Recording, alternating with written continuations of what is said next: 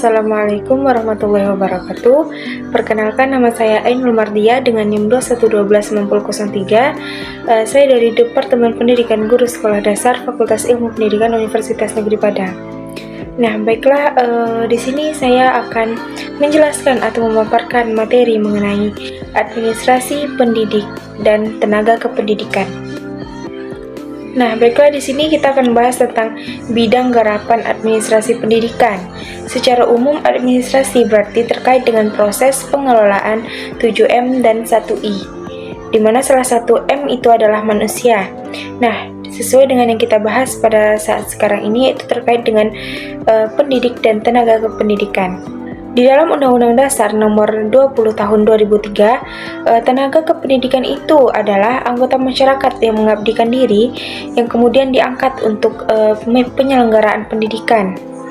Jadi, mereka tidak terlibat secara langsung, tetapi hadirnya mereka untuk menunjang keterlaksanaan proses pendidikan yang ada di tingkat satuan atau satuan pendidikan, sekolah atau perguruan tinggi. Nah, pendidik itu banyak jenisnya. Mereka yang disebut tenaga pendidik yaitu tenaga yang punya kualifikasi sebagai guru, dosen, konselor, pamong belajar yang sesuai dengan kekhususan masing-masing serta berpartisipasi dalam penyelenggaraan pendidikan secara langsung.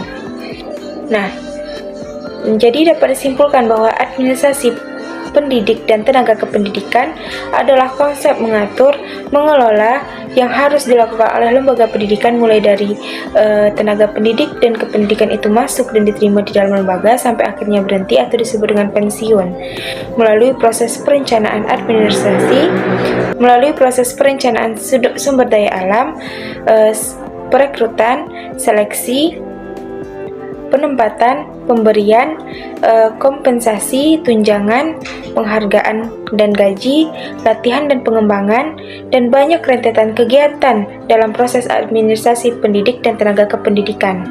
Nah, jadi administrasi pendidik dan tenaga kependidikan adalah proses atau aktivitas pengelolaan sumber daya manusia mereka yang disebut pendidik atau tenaga kependidikan, yang mulai dari diterima di dalam lembaga sampai akhirnya ia berhenti.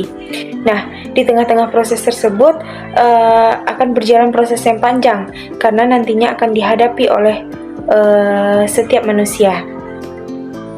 Nah, selanjutnya itu pendidik dan tenaga kependidikan.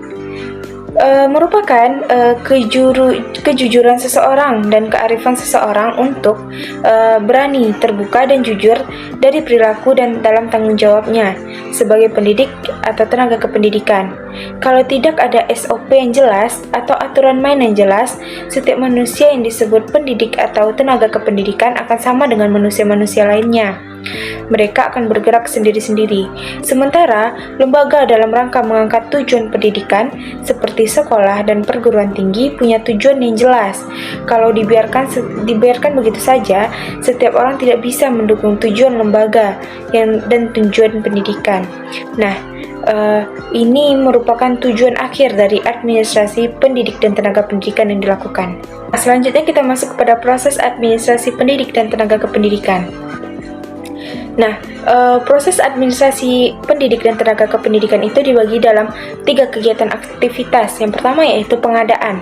Pengadaan yaitu proses mengadakan, menerima, mencari, menemukan siapa kira-kira calon-calon dari pendidik dan tenaga kependidikan yang sesuai dengan harapan kita yang bergabung pada lembaga kita nantinya. Nah, yang kedua yaitu lakukan penempatan, di mana kita itu akan memposisikan mereka di tempat yang seharusnya, di tempat yang dibutuhkan sehingga terbentuknya just the right man and the right place. Nah, yang ketiga, orientasi. Sebagai bentuk penerimaan kepada calon-calon pendidik dan tenaga kependidikan yang baru, sehingga diadakannya orientasi, di mana nantinya mereka akan menjadi keluarga baru di lembaga kita. Karena, untuk sampai ke tahap tujuan itu, kita harus mempunyai orientasi yang sama. Nah, kita balik lagi ke dalam proses administrasi pendidikan dan tenaga kependidikan yang pertama tadi, di mana dalam proses pengadaan itu ada beberapa hal yang harus diperhatikan. Yang mana yang pertama yaitu analisis atau ramalan kebutuhan tenaga kerja. Di mana misalnya guru apa yang akan kita punya, guru apa yang akan kita butuhkan di dalam suatu lembaga pendidikan. Nah, yang paling menentukannya adalah rasio dosen atau mahasiswa atau rasio dari guru dan siswa, di mana rasio dari mereka lah yang akan menjadi idealnya kita menentukan kebutuhan tenaga kerja yang akan kita butuhkan. Paling tidak jangan sampai rentangnya terlalu jauh, karena dalam proses pendidikan itu perbandingan antara guru dan siswa atau dosen dan mahasiswa itu ada aturan main yang jelas dari psikologi yang menjadi dasar pertimbangan penerimaan pendidik dan tenaga kependidikan di perguruan tinggi atau di sekolah. Nah, jadi bukan asal terima saja, tetapi berdasarkan kebutuhan. Nah, yang kedua yang harus kita perhatikan yaitu rekrutmen, di mana jika sudah mengadakan analisis, maka lakukan rekrutmen atau penerimaan.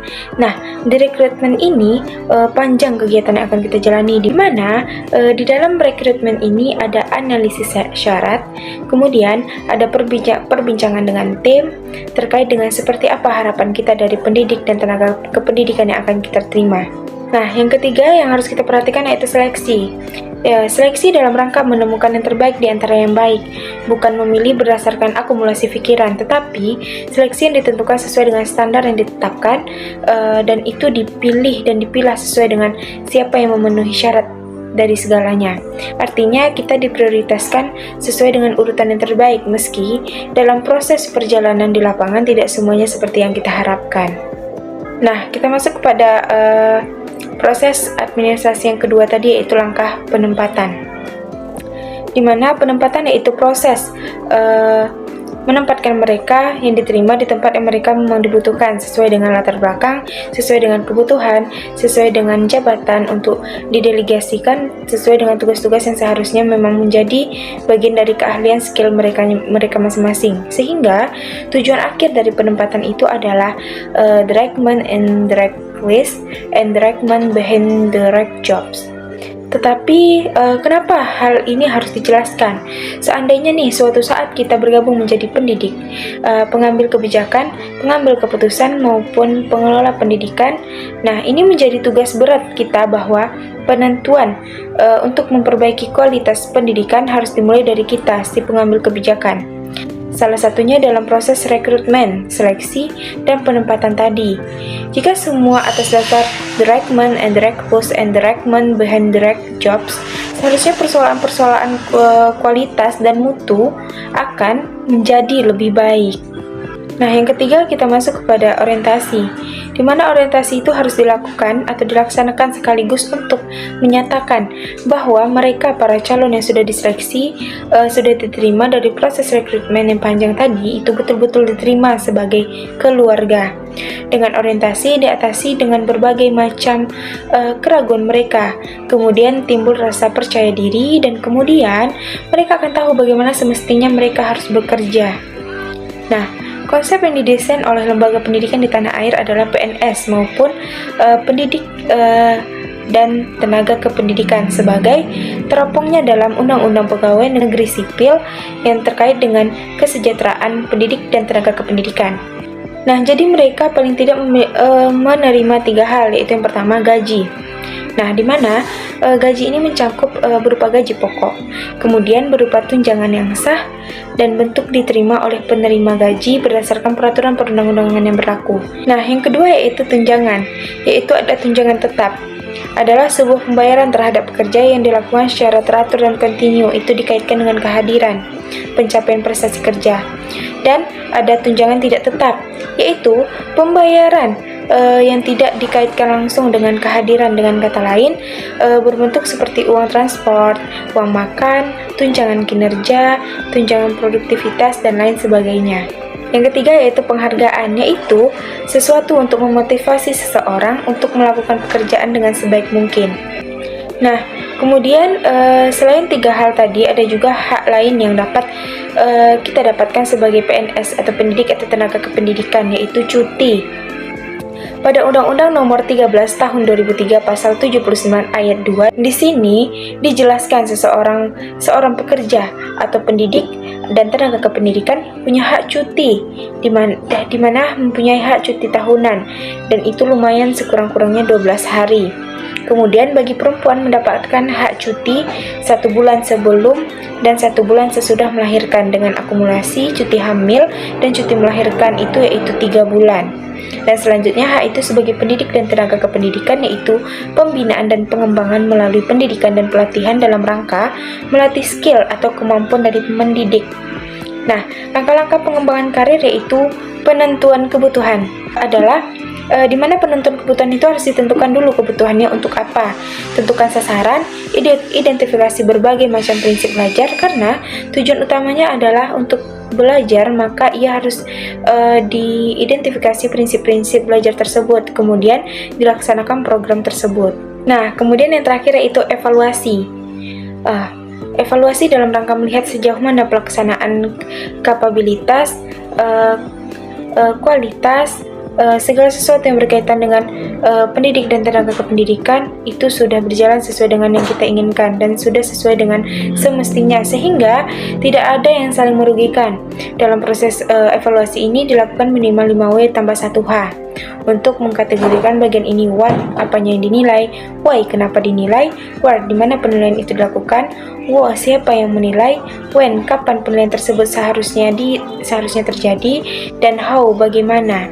Nah, ini terkait dengan kinerja pendidik itu jelas ada yang namanya penilaian kinerja, ada instrumen khusus.